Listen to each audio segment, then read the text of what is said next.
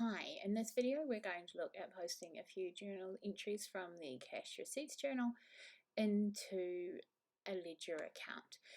In my previous video I have gone through from the trial balance and set up the opening balances and given our accounts account numbers. So if you need to find out how to do that, you could go back and look at the previous video.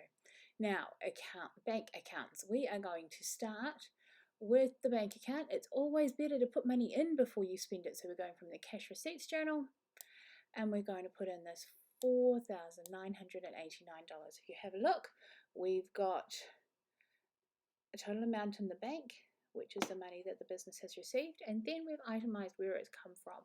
Some have received some of the money is money that they've received that they have to pay to the government for GST.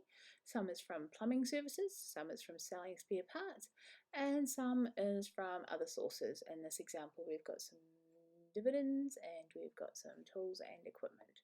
Okay, so we're going in here for bank. We're going to put in the date, which is the last date that any money went into the bank account. So the 4th of July, so July. And we're going to put in cash receipts because this is the money from the cash receipts journal. Now, the rule for processing these is that we are going to, when we're taking something from the cash receipts journal, we're going to debit the bank and we're going to credit everything else. This is the bank account, so 4989 goes into the debit column. All right, now if we go over here, we've got a debit balance and we've put in a debit entry, so that means that we need to add them because they are the same. A debit and a debit adds together. A credit and a credit adds together. And if they are different, we subtract them. Okay, so we've got $8,900 in the bank account to start with. They've brought in, over those few days of the cash receipts journal, they've brought in $4,989. So that gives us a total bank balance of $113,889. Now, we know we are dealing with money, so you do not need to put a dollar sign in there. Just leave it at that. Now, for completeness sake, if you can, it's best if you align your numbers along that way, just like you were in primary school when you line up all those numbers with the squares. If you line them all up against the end, we call it right aligned instead of left aligned. And it just looks a whole lot neater and it's a lot easier to do. Now, is our account in debit or credit? It was in debit. We've added a debit. We didn't go through zero, so it hasn't changed from being a positive bank account to a negative bank account. So it stays as debit. So that means they still have money in their bank. Now, let's just stop and check. We've got a journal entry. We have a date. We have something from where it came from. We've got either a debit or a credit. We don't have both. And we've got the balance. We've added it up. So that's it. That entry is correct. We can tick it off. Now I'm going to finish doing the bank because that's the easiest way to do it. The cash payments journal, we've paid some money as well. If we have a look down here, we've spent $3,507. So on July 4th, for cash payments,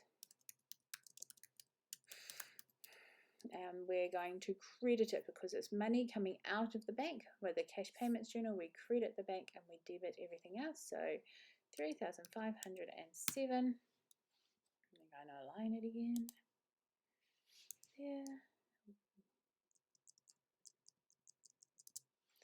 And now we are going to take it away. So if you think about it logically, they had some money in the bank. They earned some money from sales and other sources, which was the $4,889. And now they're spending some. So we're taking that out of their bank account. So we're taking away $3,507, which gives us a total bank account balance of $10,382. Now they've still got a positive amount in their bank account. So that means it stays as being a debit account. So hang on, we're just going to go in here. I'm going to put in some spaces. And we're going to write our DR on this side.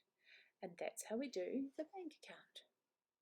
Okay, I think I will carry on and we'll go on and do the GST because that's the other one that always has something from the cash receipts and cash journals on there. So we're going July, July. I'm going to go ahead and cash receipts. Now looking at our cash receipts journal, we've got $259 here that they've taken in for GST. So that's stuff they've sold, they've claimed GST on it, and that means that they need now to pay it back to the government. Now, we've debited the bank, we are crediting everything else. So in the credit box, we're going to write 259, put that in there, move it over so it's nice and neat. And we've got a credit and a credit balance, so we're going to add them. So we've got $129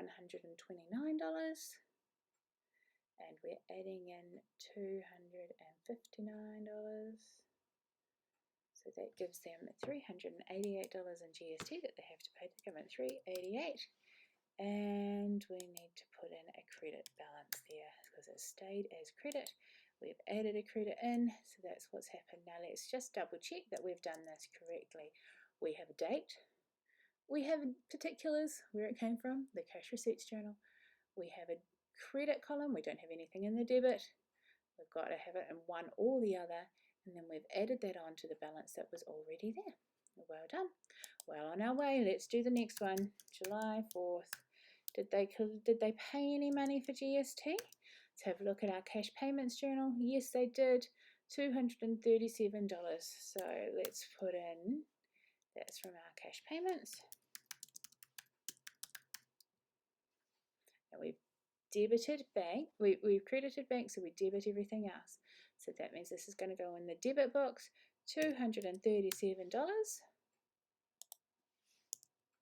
that over so it's, oh, we're not going to add in extra lines. Move this over, so we'll just space it over so it's in the right spot. And we're going to take that away from the existing amount.